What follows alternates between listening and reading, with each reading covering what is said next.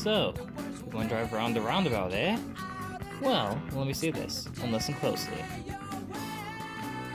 Now, some of y'all might never have seen a roundabout before.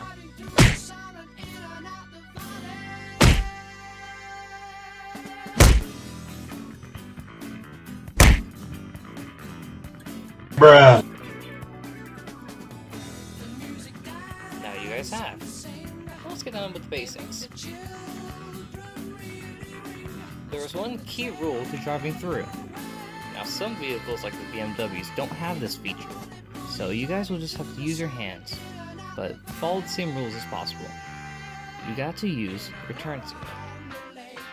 It should be this thing, right here. Now when you start to turn onto the roundabout, you gotta have patience and wait like a good child. Well, now that you're on it, make sure to be signaling to turn left if you do not want to get off at the first exit, and signal to the right when you're about to turn off. And that's how you use a roundabout.